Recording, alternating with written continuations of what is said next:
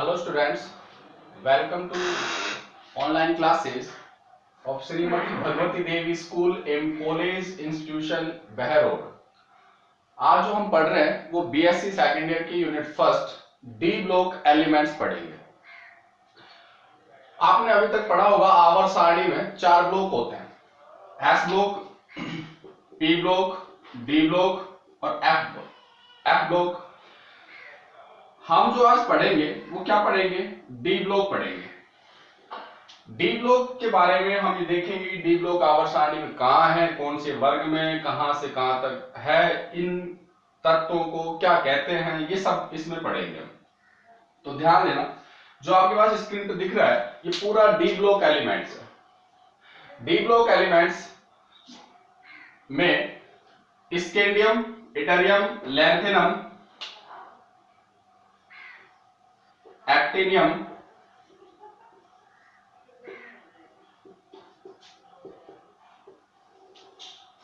तक ये सीरीज होती है। यानी ये सारे जो एलिमेंट्स ये डी ब्लॉक एलिमेंट्स हैं। अब डी ब्लॉक एलिमेंट्स जो है वो आवर्त सारणी के तीसरे वर्ग और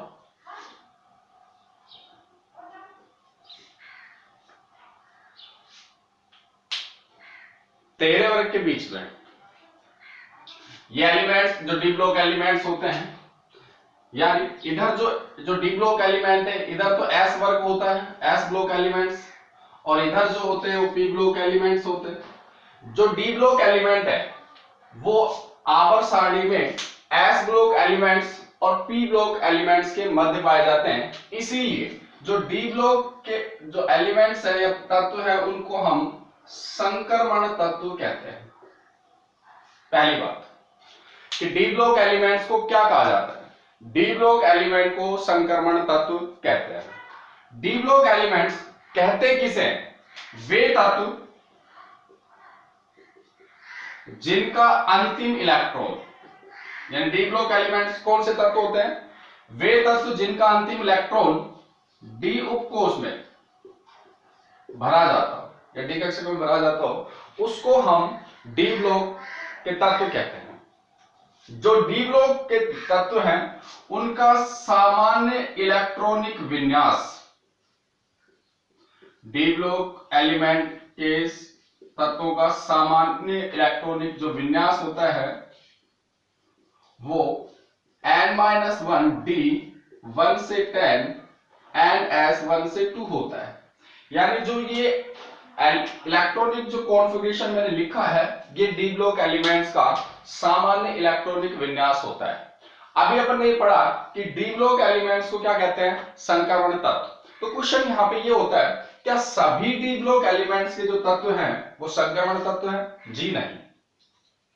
ये सभी डी ब्लॉक एलिमेंट्स जो हैं इनमें से जो ये जिंक CdHg है ये ग्रुप संक्रमण तत्व नहीं है, संक्रमण तत्व नहीं है, और सारे के सारे डी ब्लॉक एलिमेंट्स संक्रमण तत्व होते हैं। अब हम बात ये करें कि संक्रमण तत्व की सही डेफिनेशन क्या होगी।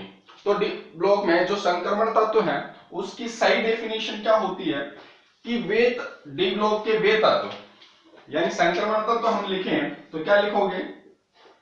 संक्रमण तत्व डी ब्लॉक के वे तत्व जिनका सामान्य एवं +2 अवस्था में इलेक्ट्रॉनिक विन्यास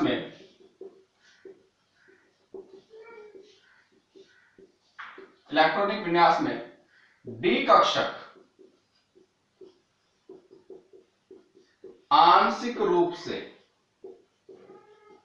भरे हो, तो उन तत्व को ही हम क्या कहते हैं? संक्रमण तत्व। जब हम इलेक्ट्रॉनिक विन्यास पढ़ेंगे तो जिंक CdHg इन तत्वों का जब हम सामान्य इलेक्ट्रॉनिक विन्यास और +2 ऑक्सीकरण अवस्था में जब इनका इलेक्ट्रॉनिक विन्यास देखते हैं तो इन तीनों सब ये जो तीनों तत्व है इन तत्वों का जो इलेक्ट्रॉनिक विन्यास होता है वो D10 होता है। और D10 का मतलब होता है ये पूर्ण रूप से भरा हुआ है, जबकि आंशिक भरा होना चाहिए था। अगर ये D10 है, अगर ये D9 होता, D8 होता, D7 होता, D6 होता, यानी 10 ना होकर कुछ भी होता तो सारे के सारे तत्व क्या हो जाते, संक्रमण तत्व। तो आप डेफिनेशन समझ में आई कि पहला बात यह है कि जो डी ब्लॉक जो है उसके सभी तत्वों को क्या कहते हैं, संक्रमण तत्व। अपवाद क्या है, डी ब्लॉक के सभी तत्व संक्रमण तत्व नहीं है। जिंक CdHg जो है वो संक्रमण तत्व नहीं है, क्योंकि इनके सामान्य ऑक्सीकरण अवस्था और सामान्य इलेक्ट्रॉनिक विन्यास में डी कक्षक पूर्ण रूप से भरे होते हैं। तो ये डी ब्लॉक एलिमेंट्स है। अच्छा, जिन भी एलिमेंट्स के इलेक्ट्रॉनिक विन्यास में D10 कॉन्फ़िगरेशन होगा तो उनकी धात्विक बल प्रकृति कम होगी। आता ही है कैसे नेचर में होंगे, द्रव्य धातु होती है या मुलायम धातु होती है।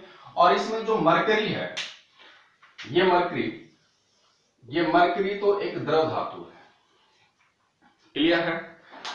कॉपर Ag Au ये क्या होते हैं, संक्रमण तत्व। इस ग्रुप को सिक्का धातु कहते हैं। क्या कहते हैं, सिक्का धातु वर्ग कहते हैं। अच्छा, डी ब्लॉक एलिमेंट्स में जो डी ब्लॉक के जो तत्व हैं उनकी सभी की सामान्य ऑक्सीकरण अवस्था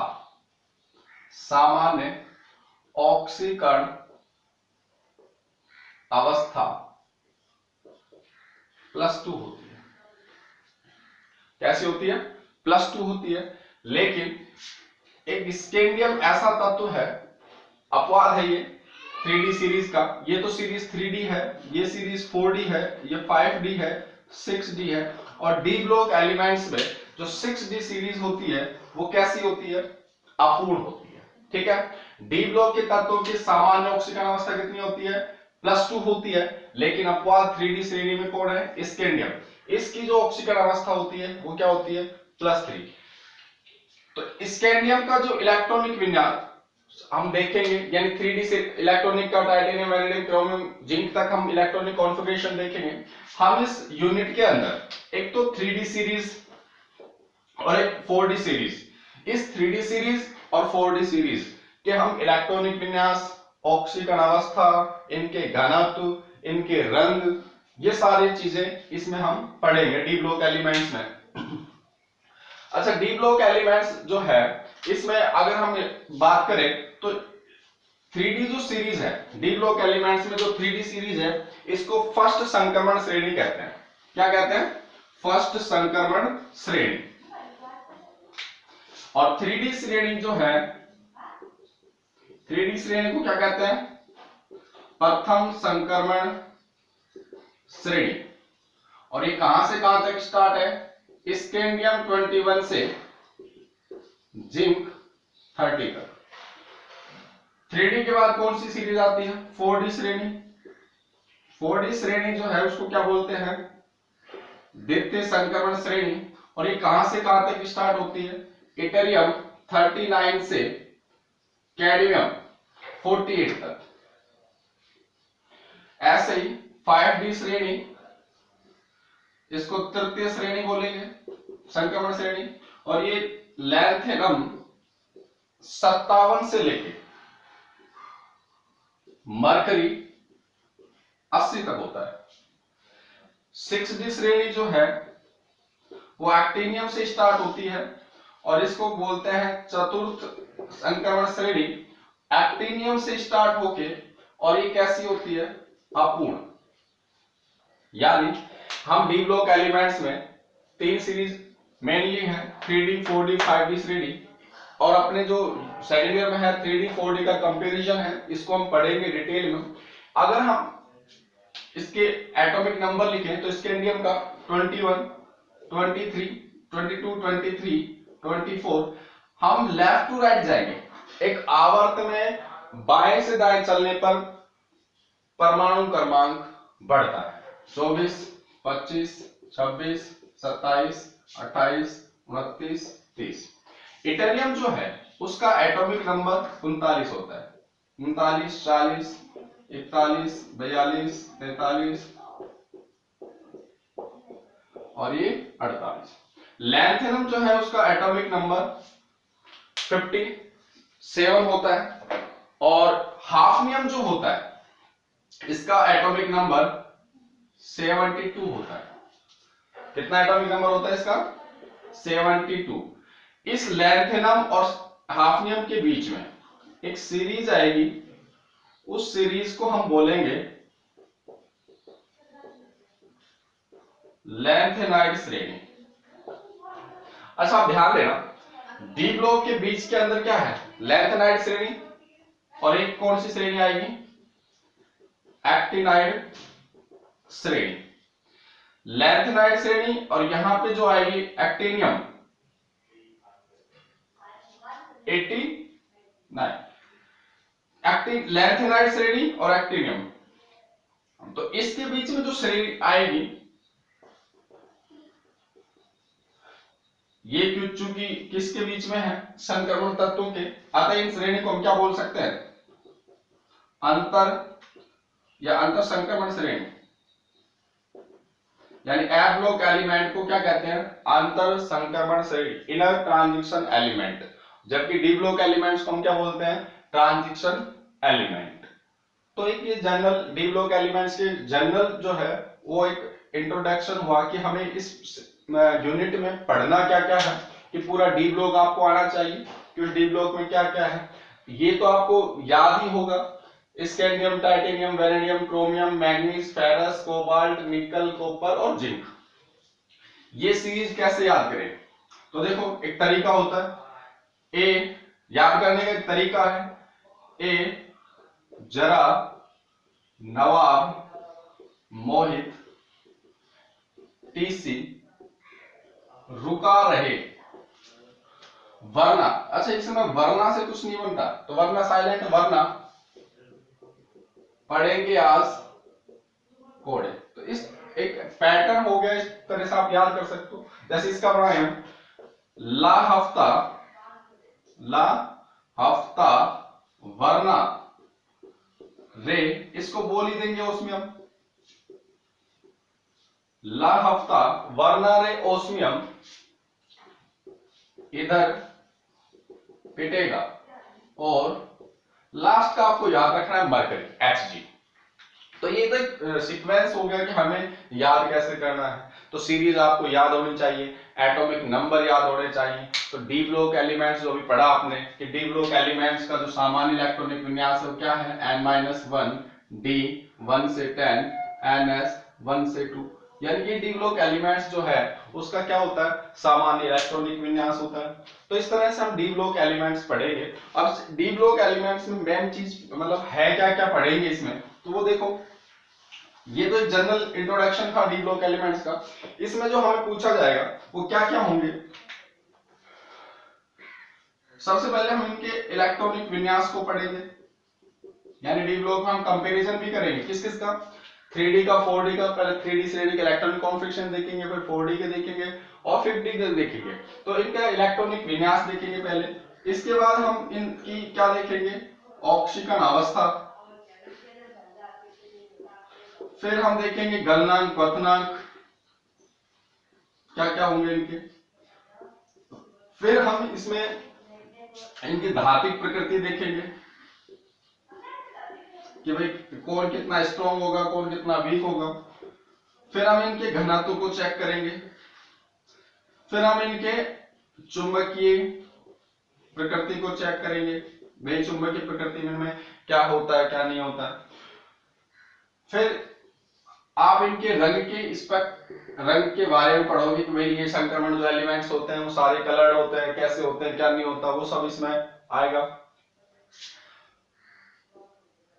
फिर अपन इनके संकुल पढ़ेंगे, यानी संक्रमण धातु के संकुल बनाने की प्रवृत्ति क्या होगी वो पढ़ेंगे। यानी क्या पढ़ेंगे? इनके संकुल बनाने की प्रवृत्ति। तो ये हम पढ़ेंगे।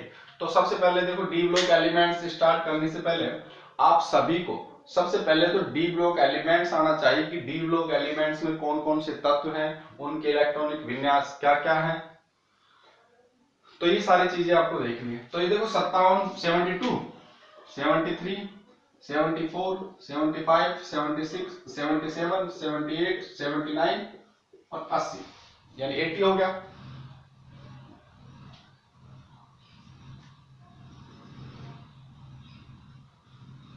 और यहां से कहां से स्टार्ट होगा, 89 से।